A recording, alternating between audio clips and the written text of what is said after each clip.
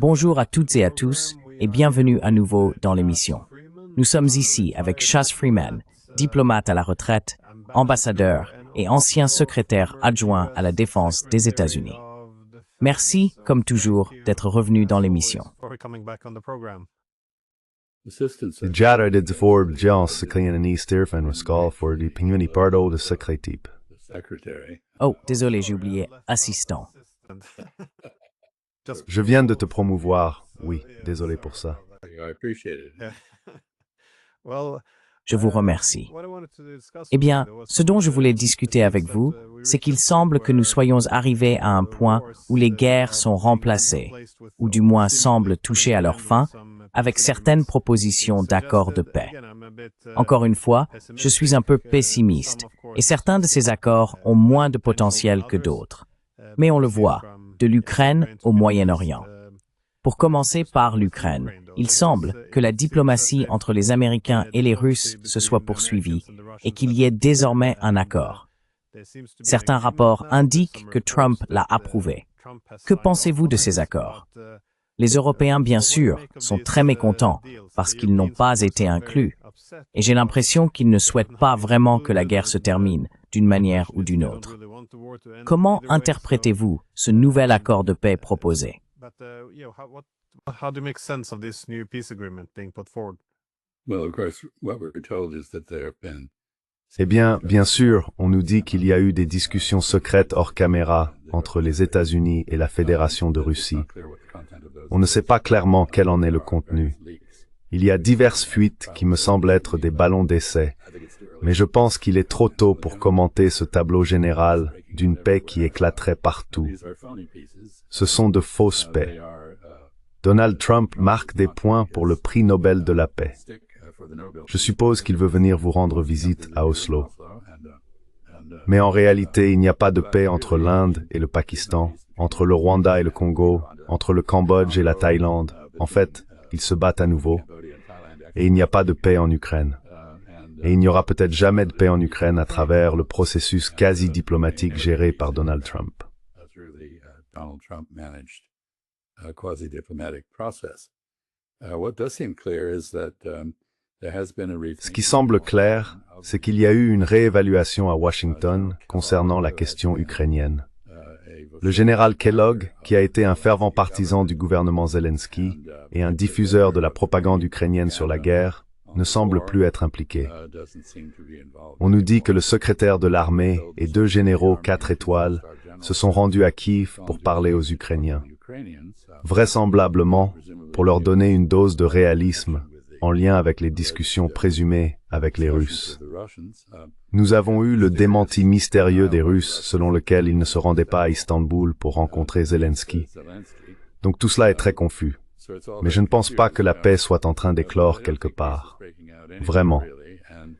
Et je n'ai pas mentionné Gaza et la question israélo-palestinienne, qui a pris une tournure vraiment désastreuse avec la résolution de l'ONU approuvant un projet impossible pour Gaza.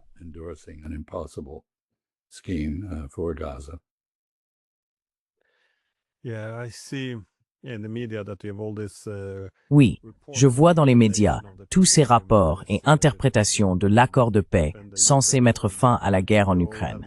Ils font tous référence à des porte-paroles anonymes ou à des personnes de l'intérieur, et souvent on tombe sur de la désinformation. Donc je reste un peu prudent quant à ce qu'il faut croire. Mais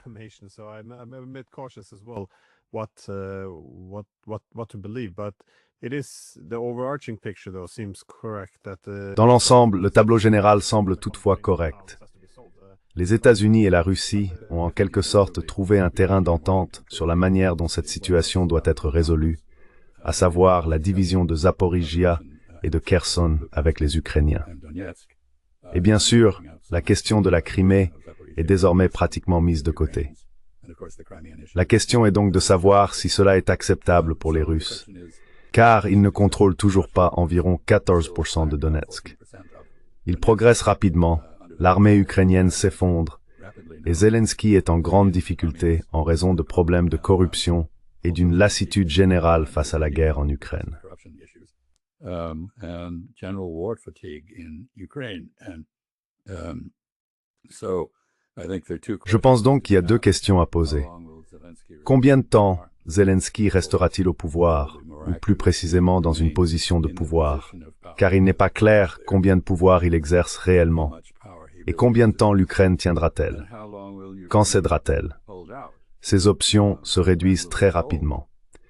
C'est donc peut-être un moment propice pour une sorte d'accord entre les États-Unis et la Russie. Et je suis d'accord avec vous, les Européens non seulement ne sont pas présents, mais n'ont apparemment rien à apporter pour le moment. Cela peut donc être réel, mais nous n'en savons rien.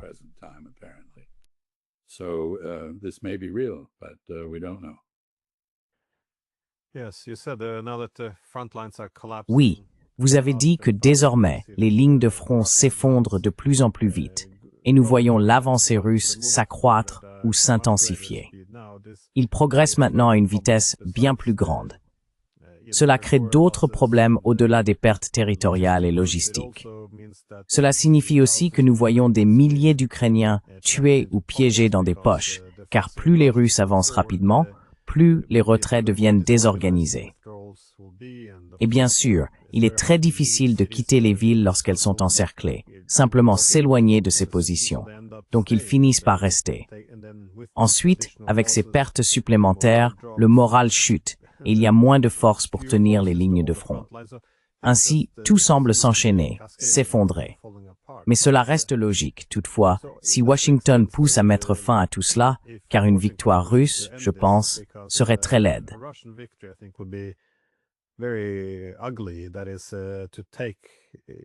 C'est-à-dire que si la Russie peut régler cela à sa manière, elle pourrait aussi devenir trop gourmande, je suppose. Donc, il me semble que c'est dans l'intérêt de tout le monde, si les conditions dures que les Russes avancent dans une solution diplomatique restent bien meilleures que ce qu'une victoire russe représenterait pour les Européens, les Ukrainiens et les Américains. On pourrait penser que la motivation serait là maintenant. Mais les Américains ne semblent pas suivre. Cela dépend de qui l'on désigne par les Ukrainiens. Je ne pense pas que Zelensky représente encore vraiment son pays, du moins pas dans une large mesure. Mais comment comprendre les Européens, alors? Ils me déconcertent toujours un peu, même si j'en fais partie. Comment peuvent-ils s'opposer à cela avec autant de vigueur alors qu'il n'y a pas de plan B?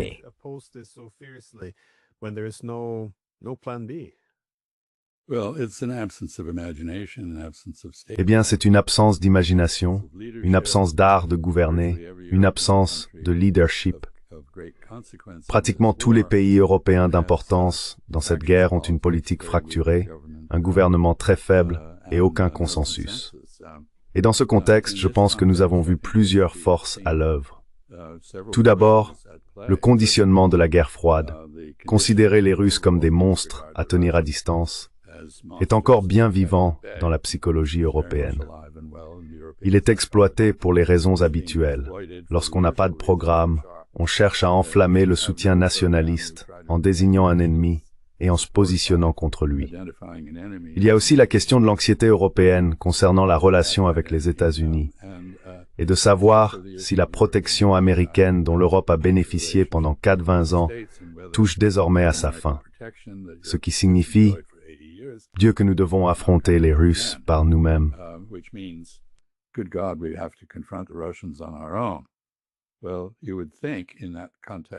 Eh bien, on pourrait penser que dans ce contexte, les gens commenceraient à envisager comment vivre avec la Russie.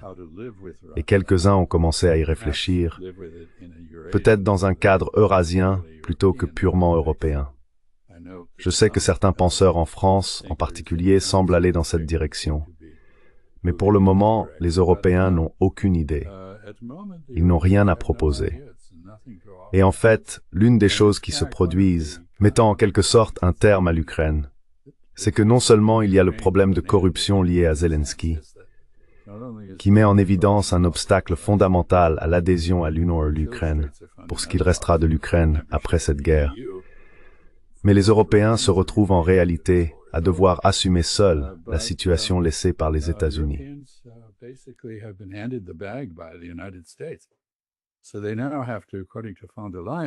Ainsi, selon von der Leyen, ils ont deux options. Ils peuvent soit émettre une obligation garantie par les avoirs russes qu'ils ont saisis, ce à quoi les Belges et d'autres s'opposent vigoureusement pour des raisons juridiques, et je pense aussi pour des raisons politiques très solides, puisque si l'on fait sauter la banque ne peut plus fonctionner. Ce serait dévastateur pour le système financier international, et c'est donc une mesure qu'il faut rejeter. L'autre option consiste à fournir eux-mêmes l'argent qu'ils n'ont pas. Personne en Europe ne veut payer plus d'impôts au profit de l'Ukraine. Il y a donc beaucoup de rhétorique sur le fait de se battre essentiellement jusqu'au dernier Ukrainien, mais aucune action.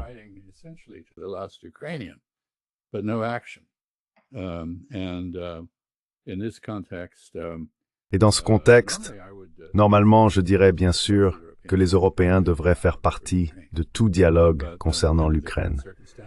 Mais dans les circonstances actuelles, je ne pense pas qu'ils en aient la légitimité. Nous verrons donc ce qu'il adviendra. Je pense que le pays le plus violemment anti-russe est le Royaume-Uni. Probablement depuis la guerre de Crimée, ils ont diabolisé les Russes. Ils ont également considéré le comportement anti-russe comme essentiel à leur relation spéciale, qui n'est ni très spéciale, ni vraiment une relation de nos jours avec les États-Unis. Ainsi, de nombreux facteurs se sont conjugués pour produire l'impasse, l'inertie, et si je puis emprunter une expression à Macron, la mort cérébrale.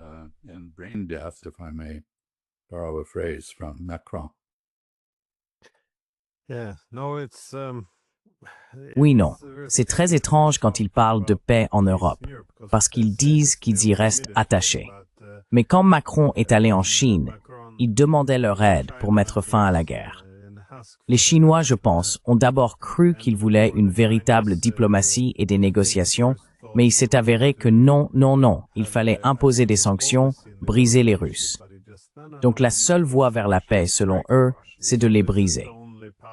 Et on a vu cela encore avec Kaja Kallas, quand lui-même a entendu parler des négociations que les Américains menaient et de la proposition de paix qu'ils avaient. La première réaction a été « Non, nous voulons aussi la paix, mais nous devons imposer davantage de sanctions à la Russie. »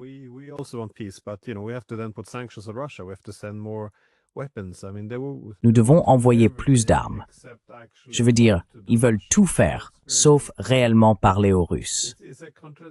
C'est donc c'est une contradiction, parce que tout le projet européen, après la fin de la guerre froide, toute l'idée, c'était, vous savez qu'on n'allait plus avoir ce jeu de trône pour notre hégémonie. Au lieu de vaincre des adversaires en Europe, nous devrions apprendre à coexister sur le continent. Et il semble que c'est ce qui est le plus important. Apprendre à vivre avec la Russie, étant donné qu'elle possède, soit dit en passant, le plus grand territoire, la plus grande population, la plus grande armée et la plus grande puissance nucléaire.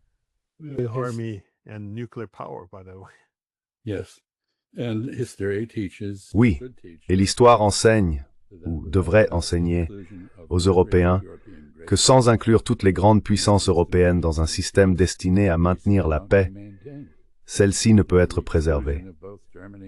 L'exclusion à la fois de l'Allemagne et de l'Union soviétique des instances européennes après la Première Guerre mondiale a eu des conséquences tragiques sous la forme de la Seconde Guerre mondiale et de la guerre froide.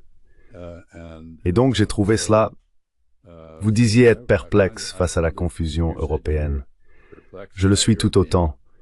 Je pense, d'un point de vue historique, que les Européens ont de solides raisons de vouloir intégrer la Russie plutôt que de la tenir à l'écart.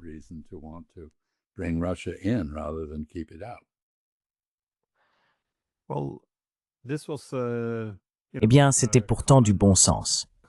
De l'expérience consistant à intégrer la France, après les guerres napoléoniennes, au Conseil de l'Europe, à celle d'intégrer l'Allemagne au club occidental après la Seconde Guerre mondiale. La leçon, si l'on compare cela à ce qui s'est passé après la Première Guerre mondiale, lorsque l'Allemagne a été maintenue dans une faiblesse perpétuelle, était claire.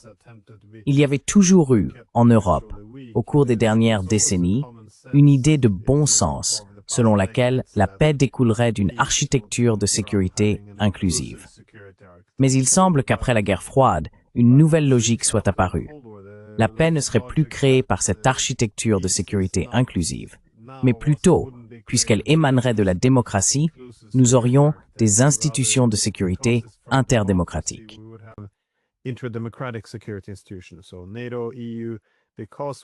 Donc l'OTAN et l'UMER, parce que nous sommes des démocraties libérales, n'ont pas besoin que d'autres pays en fassent partie, car nous représentons une force pour le bien. Et si l'on est une force pour le bien, inclure en réalité des démocraties non libérales nous empêcherait d'être cette force pour le bien. Il serait donc en fait préférable que la Russie n'ait pas de siège à la table. C'était un peu la logique derrière tout cela. Voyez-vous une idéologie à l'œuvre dans cette démarche, ou s'agissait-il simplement d'une lutte de pouvoir? Car j'ai souvent l'impression qu'il y avait de véritables intentions bienveillantes derrière bon nombre des erreurs commises au début.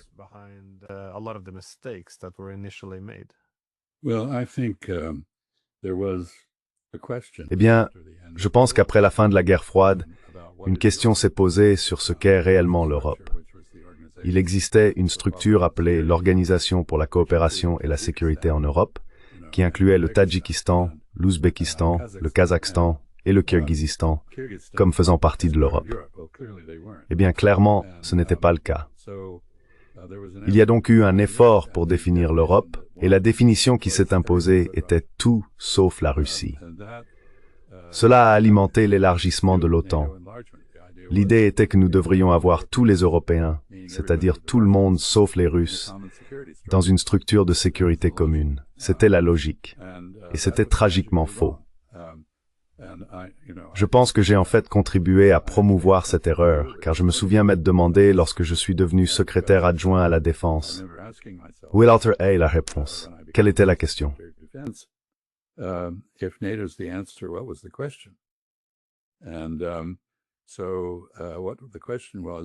Donc la question était, devrions-nous avoir une structure de sécurité nationale inclusive en Europe? Et quelle en est la base logique? La base logique, c'est l'OTAN. Alors, élargissons l'OTAN, au moins en termes de portée à travers le partenariat pour la paix, et greffons-y une inclusion de la Russie avec le Conseil OTAN-Russie. Eh bien, cet effort aurait pu aboutir à quelque chose, mais il a été submergé par le triomphalisme et l'extrémisme de la guerre froide, ainsi que par cette idée concurrente d'une Europe conçue comme tout sauf les Russes, ce que De Gaulle aurait bien sûr rejeté, puisque sa conception de l'Europe s'étendait jusqu'à l'Oural au moins. Donc oui, je pense qu'il y avait un élément intellectuel, idéologique, si l'on veut l'appeler ainsi, dans cette erreur.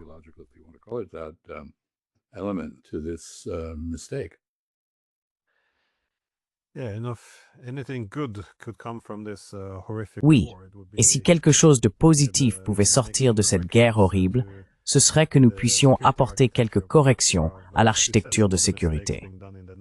Comme vous l'avez dit, certaines erreurs commises dans les années 1990, dont nous semblons payer le prix aujourd'hui dans cette guerre. Je voulais toutefois passer au Moyen-Orient. Comme vous l'avez également mentionné, c'était probablement l'initiative de paix la moins susceptible de réussir. À Gaza, ils mettent actuellement en place cette force internationale de maintien de la paix, qui a été approuvée par les Nations Unies. Elle a été présentée ou critiquée par beaucoup comme ayant un caractère impérial ou colonial, puisque Gaza serait administré depuis l'étranger. Quelles sont les conditions entourant cette force de paix, et comment évaluez-vous la probabilité qu'elle parvienne réellement à atteindre ses objectifs?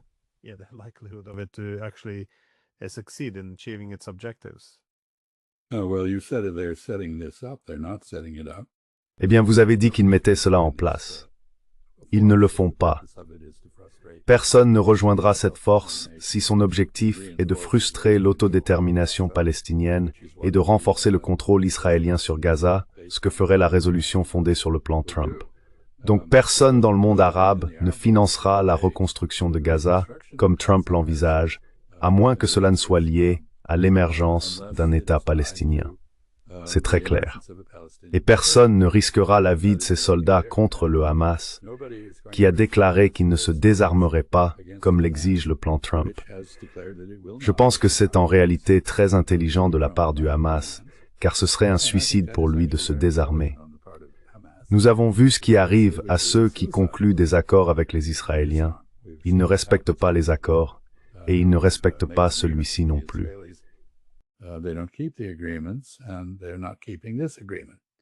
And there's talk now of dividing Gaza further. Et il est maintenant question de diviser encore davantage Gaza, entre la soi-disant ligne jaune, derrière laquelle les Israéliens exercent un contrôle total, et les zones de Gaza qui restent essentiellement gouvernées par le Hamas, lequel s'est réaffirmé après la réduction des attaques israéliennes.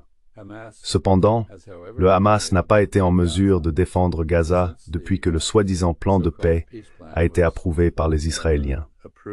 Ils ont détruit plus de 1500 bâtiments à Gaza. C'est incroyable qu'il en reste encore à détruire. Et ils ont tué des centaines de personnes, dont, comme d'habitude, environ la moitié sont des enfants. Il n'y a donc pas de cessez-le-feu en vigueur, et la situation à Gaza prend désormais une ressemblance troublante avec le soi-disant processus de paix, qui a continué d'exister dans l'esprit des gens pendant des années après avoir cessé d'exister en réalité.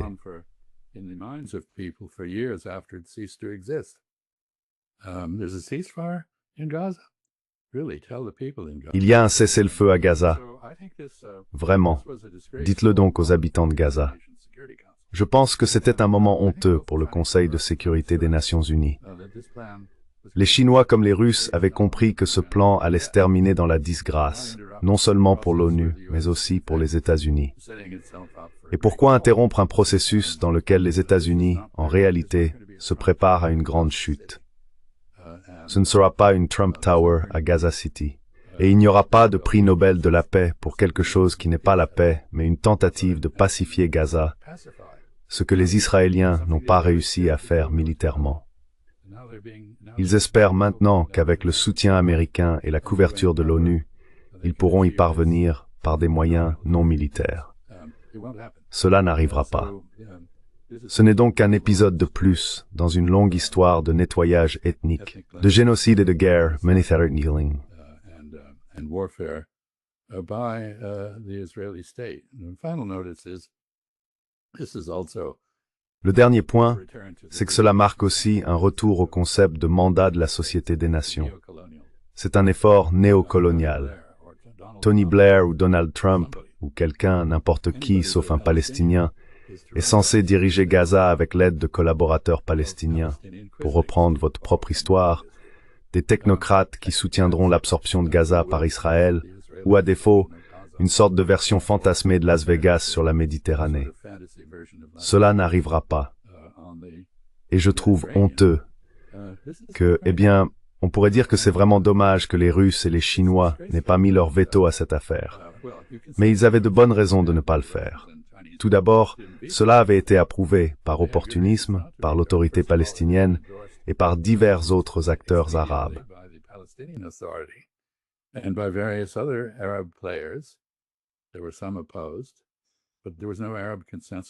Il y a eu quelques opposants, mais il n'y a pas eu de consensus arabe contre cela. Bien au contraire. Les gens avaient accepté servilement Trump. Ils ne voulaient pas l'aliéner, alors ils ont suivi le mouvement. Et je me souviens d'il y a des années, et pardonnez-moi si je vous l'ai déjà raconté, mais pendant un certain temps, j'ai succédé à George McGovern en tant que président du Middle East Policy Council. Bien sûr, nous dépendions des dons. Il y a eu une réunion des pays membres du Conseil de coopération du Golfe à Doha, au Qatar, où ils ont tous convenu de contribuer chacun 2 millions de dollars à un fonds commun destiné à soutenir les efforts éducatifs sur l'islam et le monde arabe, y compris le travail que menait notre Middle East Policy Council.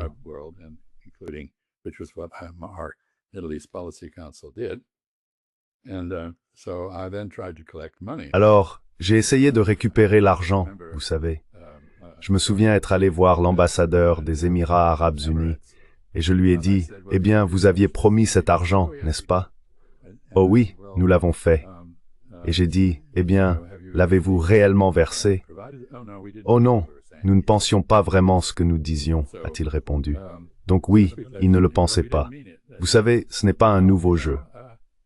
Il y a un proverbe arabe qui s'applique aux relations avec Trump. « Embrasse la main que tu ne peux pas mordre. » Et c'est exactement ce qui se passe ici. Tout cela est une fraude. This is what is going on here. This is all a fraud. So a lot of this pledges. Donc, beaucoup de ces engagements, car il semble que les Européens fassent un peu la même chose en promettant d'acheter beaucoup d'armes américaines et de faire d'énormes investissements aux États-Unis, mais il semble, dans une certaine mesure, que cet argent, nous ne l'avons pas vraiment. Suivons-nous alors la même logique arabe? Yes, I am.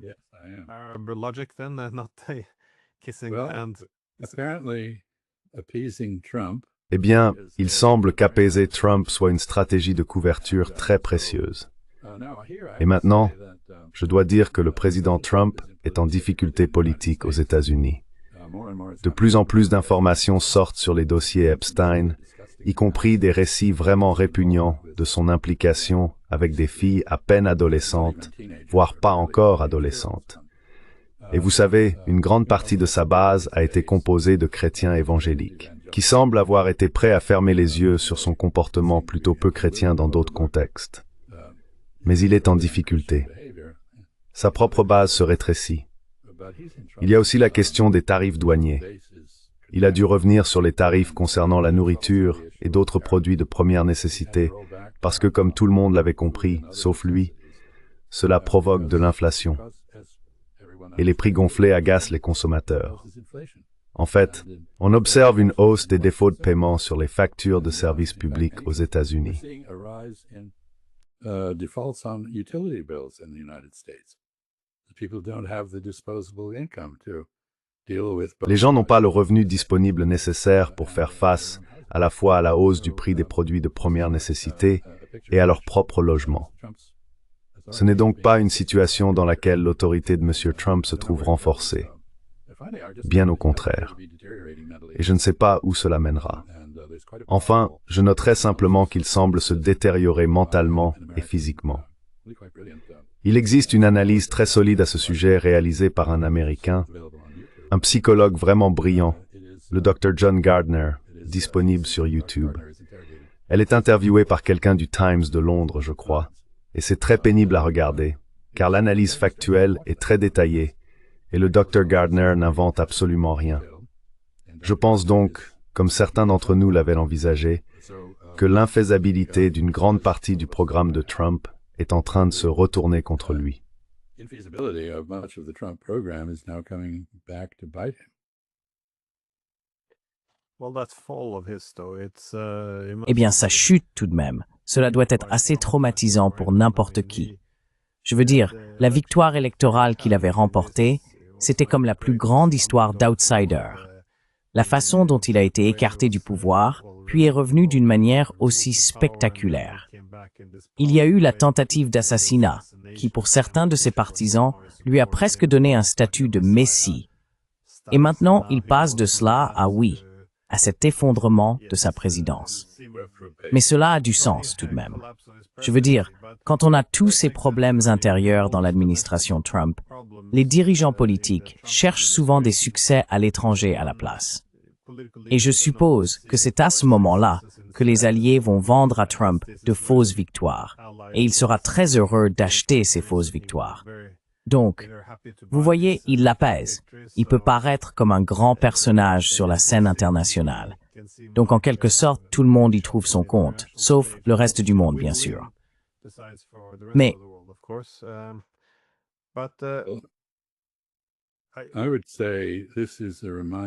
je dirais que c'est un rappel de la vision plutôt pessimiste qu'Aristote avait de la démocratie.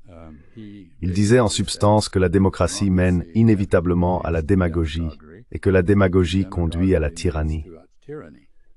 Pendant environ 250 ans, nous avons offert un contre-exemple convaincant, mais il semble que nous soyons désormais en train de confirmer la théorie d'Aristote.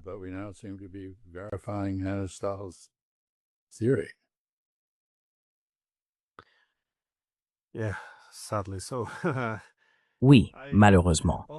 Concernant Israël, cependant, tu as mentionné plus tôt que le cessez-le-feu à Gaza ne tenait pas vraiment.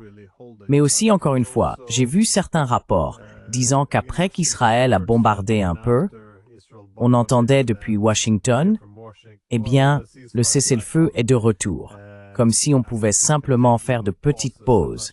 Je ne suis pas sûr que ce soit ainsi qu'un cessez-le-feu est censé fonctionner. Mais il ne s'agit pas seulement de Gaza. En une seule journée, nous avons vu des bombardements à Gaza, mais aussi en Syrie et au Liban. Et la justification pour bombarder le sud du Liban semble maintenant être que le Hamas s'y trouve. Donc c'est le Hezbollah, pardon? Hezbollah. Sorry? Hezbollah. Le Hezbollah, pas le Hamas, est au Liban. Oui, je sais, mais crois qu'Israël a déclaré que le Hamas a déjà dit non dans le sud du Liban. But Hamas in the Israel lexicon just means any. Mais dans le lexique israélien, Hamas signifie simplement tout nationaliste palestinien. Et d'ailleurs, le Hamas respecte le cessez-le-feu. Israël se livre à des provocations, non à des réponses à des violations du Hamas. Il n'y a donc qu'un seul camp qui respecte le cessez-le-feu, et ce n'est pas Israël. Les États-Unis ont désormais construit une base à la lisière de Gaza, à partir de laquelle, apparemment, nous dirigeons une grande partie des actions israéliennes. Ce qui a pour effet d'irriter les nationalistes israéliens, qui estiment qu'Israël compromet sa souveraineté. Il en résulte une crise dans les relations entre les États-Unis et Israël. Et c'est une manière étrange de provoquer une crise. On aurait pu penser qu'une crise surviendrait à propos d'un génocide, mais elle se produit plutôt à propos des efforts américains pour diriger des activités qui font partie du génocide. C'est donc une situation très déprimante. So this is a very depressing situation.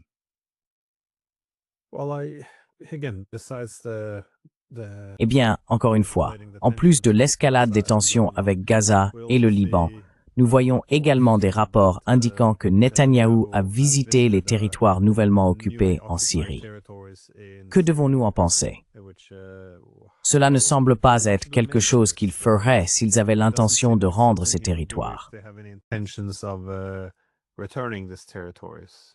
No, they have no such intention. He is Non, pursuing, ils n'ont aucune intention de ce genre. Il poursuit la vision que partagent nombre de ses ministres quasi-fascistes, religieux et messianiques, celle d'un Israël qui s'étend bien au-delà des frontières de la Palestine. Et donc oui, je veux dire, Israël est un État remarquable. Il n'a pas de frontières fixes. Normalement, pour reconnaître un État, il faut savoir où se situent ses frontières. Israël n'en a pas. Il s'étend partout où il le peut. Il occupe le sud du Liban, malgré un accord de cessez-le-feu qui exigeait son retrait, et il progresse en Syrie, tout en essayant bien sûr de diviser la Syrie entre diverses factions du côté israélien, de mettre en place un arrangement entre les Druzes et les Kurdes qui diviserait et fragmenterait la Syrie. which would split Syria, fragmented.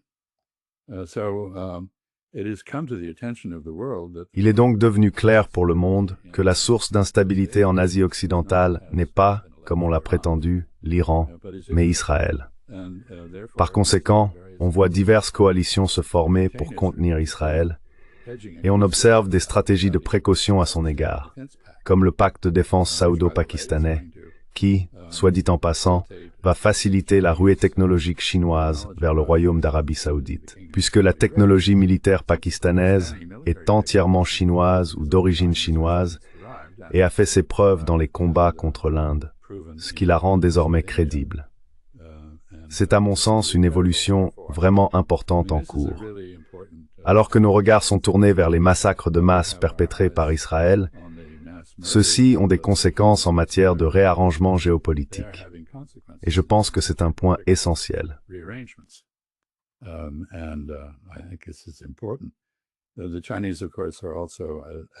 Les Chinois, bien sûr, sont aussi, comme vous le savez, après avoir été récemment en Chine, en plein milieu d'une confrontation majeure avec le Japon. Et je pense qu'ils se sont désormais positionnés de manière à exiger essentiellement la démission de la première ministre Takeuchi. Ils ne lui ont laissé aucune porte de sortie. Ils insistent pour qu'elle renie sa déclaration selon laquelle Taïwan est en substance, d'un point de vue stratégique, une partie du Japon, et qu'une guerre autour de Taïwan justifierait l'entrée du Japon dans un tel conflit, car cela constituerait une menace existentielle pour le Japon, telle qu'elle l'imagine. So the Chinese have said, no, we must repudiate that and go back. Les Chinois ont donc déclaré « Non, nous devons rejeter cela et revenir à la compréhension initiale selon laquelle Taïwan fait partie de la Chine et qu'il s'agit d'une question politique à résoudre entre Chinois sur la nature de la relation entre Taïwan et le reste de la Chine. Mais les étrangers n'ont pas à intervenir dans cette affaire, surtout pas les Japonais qui ont occupé Taïwan pendant 50 ans, de 1895 à 1945, et qui ont administré l'île d'une manière telle que, contrairement à la Corée, où la haine des Japonais est intense, les habitants de Taïwan ont été assimilés et ont commencé à se considérer comme Japonais, éprouvant même de la sympathie pour le Japon.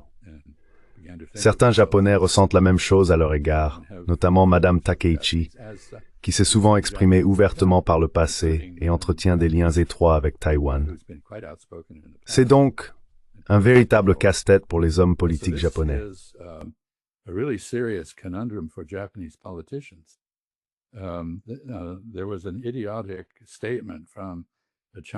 Il y a eu une déclaration idiote du consul général chinois à Kobe, Osaka, qui semblait menacer Takeuchi de décapitation. Je ne pense pas que ce soit ce qu'il voulait dire, mais c'est ainsi que cela a été interprété. Cela a jeté de l'huile sur le feu et rendu impossible pour Takeuchi de revenir sur les propos qu'elle avait tenus. Nous nous retrouvons donc maintenant dans une confrontation sans issue de secours. Cela se produit alors que la Chine se mobilise, se préparant essentiellement à une opération à Taïwan si nécessaire, et ajuste sa politique du front uni pour distinguer entre les soi-disant patriotes de Taïwan, c'est-à-dire les partisans de la réunification, et les traîtres qui ne le sont pas. Dans l'esprit de Pékin, on assiste donc au début d'un endgame pour Taïwan. Et voilà que cette question japonaise surgit en plein milieu de tout cela. C'est une situation extrêmement explosive.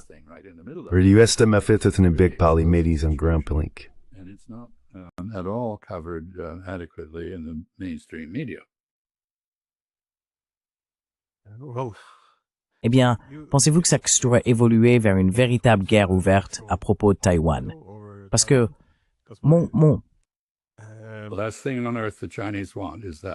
La dernière chose que les Chinois souhaitent au monde, c'est cela. Mais on les place dans une situation où ils ne peuvent pas accepter que Taïwan fasse à nouveau partie intégrante du dispositif stratégique japonais. Vous savez, c'est un défi fondamental.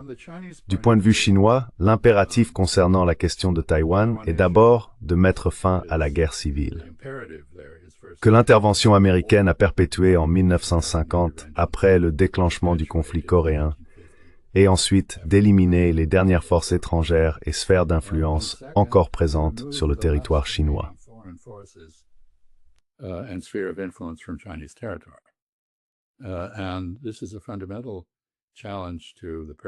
Et c'est là un défi fondamental pour l'objectif des deux révolutions chinoises, la révolution de 1911 et la révolution communiste de 1949, qui avaient toutes deux, au premier plan, ce programme nationaliste.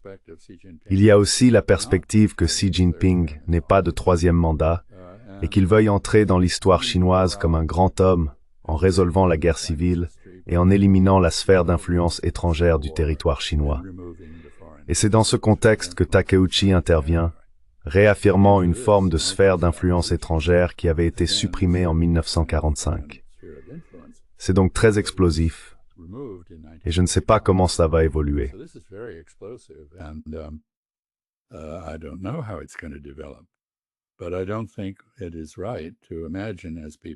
Mais je ne pense pas qu'il soit juste d'imaginer, comme le font certaines personnes, que la technologie nécessaire à un débarquement amphibie à Taïwan, ou peut-être pas un débarquement amphibie, mais une attaque héliportée combinée à une insurrection interne, n'a pas progressé depuis les débarquements en Normandie ou en Sicile. Je pense que c'est bien plus dangereux que beaucoup ne le réalisent. Et il n'est pas utile dans ce contexte que les Européens fassent des déclarations exprimant leur inquiétude à ce sujet, laissant entendre qu'ils feront quelque chose alors qu'en réalité, ils ne le feront pas et n'en ont pas les moyens. C'est donc un cas où un peu de silence, eh bien, vous savez, il faut suivre l'adage « ne jamais manquer » une occasion de se taire. never miss a chance to say nothing. Well, it appears that a common theme in Europe has been Eh bien, il semble qu'un thème récurrent en Europe soit que plus ils deviennent faibles, ou moins ils sont capables de réellement faire quoi que ce soit, plus ils ont tendance à compenser par un langage très agressif.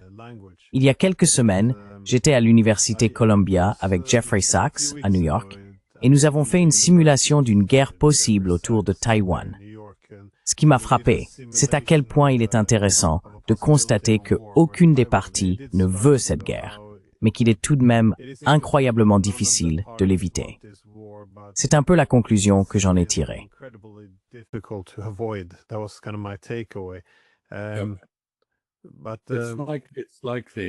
C'est comme l'assassinat de Sarajevo.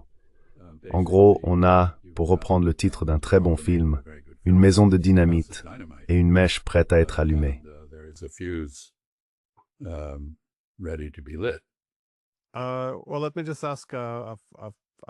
Eh bien, laissez-moi poser une dernière question, car je reviens moi aussi récemment de Chine, et j'ai trouvé intéressant l'impression que beaucoup de Chinois avaient des tensions avec les États-Unis. Un peu comme les Russes, et comme ce que nous voyons au Moyen-Orient, l'impression est qu'il n'y a pas de véritable volonté de paix, ni d'établissement d'un nouveau statu quo mutuellement acceptable. Au contraire, il semble y avoir le sentiment que le camp opposé cherche simplement une solution temporaire, ou une trêve économique, si l'on peut dire, pour se regrouper avant de retourner dans les tranchées. J'espère qu'ils ne font que se montrer pessimistes.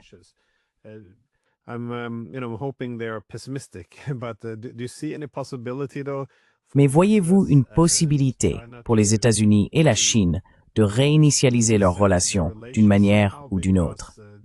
Car ce sont vraiment les deux principaux géants sur lesquels nous devrions nous concentrer aujourd'hui. Ce ne serait pas seulement dans l'intérêt des États-Unis et de la Chine, mais dans celui du monde entier. Du Mafremi. S'ils pouvaient parvenir à une solution où la paix ne dépendrait pas de la destruction de l'économie de l'un et de la victoire de l'autre.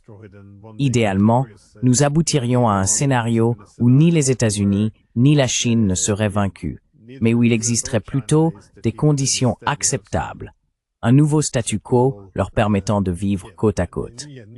Pensez-vous que cela soit possible?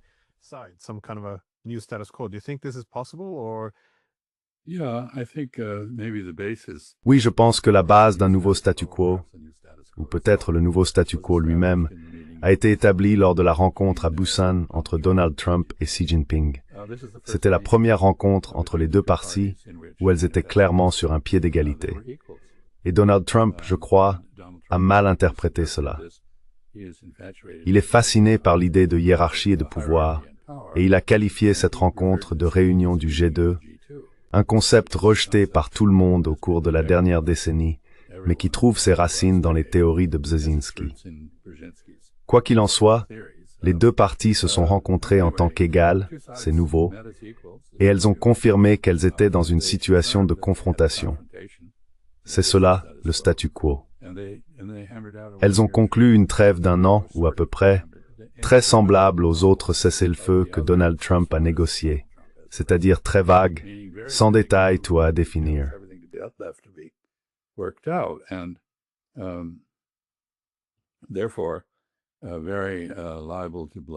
Par conséquent, il est très probable que la situation explose, car des frictions surviendront inévitablement.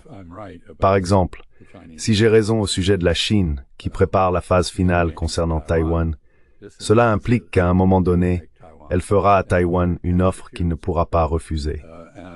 Et dans ce contexte, permettre aux terres rares de continuer à alimenter la production d'armes américaines n'a aucun sens.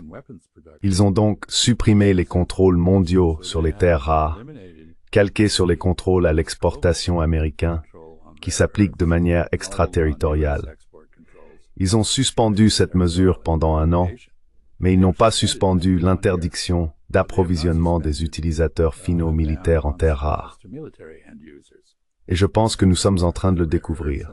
Le secrétaire au Trésor, M. Besant, affirme que nous aurons un accord d'ici Thanksgiving, qui aura lieu la semaine prochaine.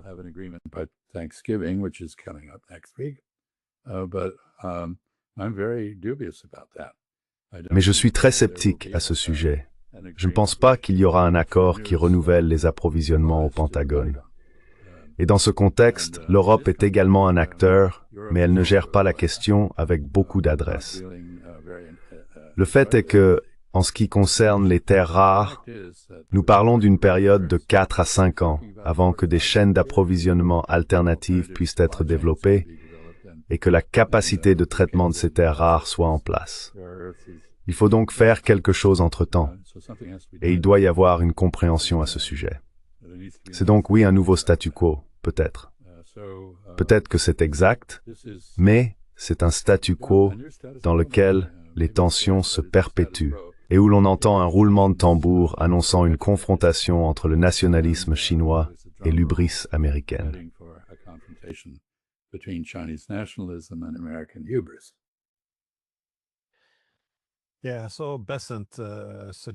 Oui, donc Besant suggère que les États-Unis pourraient établir leur propre chaîne d'approvisionnement en terres rares en un an. Je pense que c'est un peu trop optimiste, étant donné que, dans la phrase précédente, il a dit que les Chinois avaient mis 25 ans à prendre la tête. Donc, à un moment donné, j'imagine que la réalité devra s'imposer, et j'espère que ce sera une occasion de paix.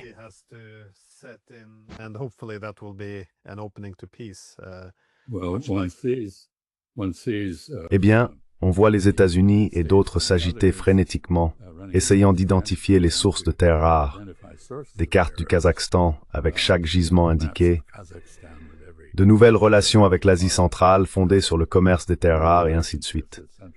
Mais vous savez, il n'y a pas de solution immédiate à cela, malgré ce que dit M. Besant. C'est un sujet que je connais un peu et il a complètement tort.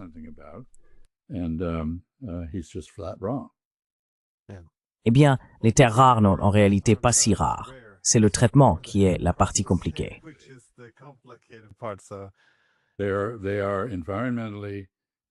L'extraction de ces ressources est écologiquement désordonnée, très polluante, ce qui explique en partie pourquoi les Chinois sont intervenus pour mettre fin à l'exploitation sauvage et placer cette activité sous contrôle centralisé.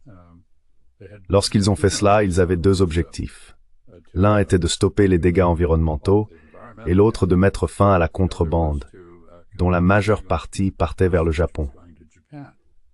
En agissant ainsi, ils ont découvert, à leur agréable surprise, qu'ils tenaient le Japon dans une position de dépendance stratégique. Et bien sûr, le monde a interprété leur action comme étant motivée par la géopolitique, mais ce n'était pas le cas. Néanmoins, ils ont compris qu'ils pouvaient en tirer un avantage géopolitique considérable, et ils l'ont fait. Et vous savez, le point aveugle des États-Unis, eh bien, je suis allé au Pentagone avec un ami il y a probablement 25 ans, avec un procédé permettant de traiter les terres rares.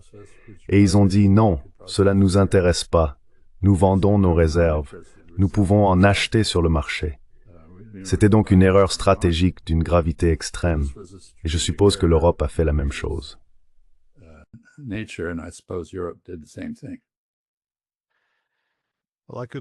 Eh bien, je pourrais te poser des questions toute la journée, mais je sais que tu as un autre rendez-vous dans 10 minutes. Alors, je vais te laisser. Merci beaucoup d'avoir pris le temps. Eh bien, merci de me laisser parler de sujets aussi sombres.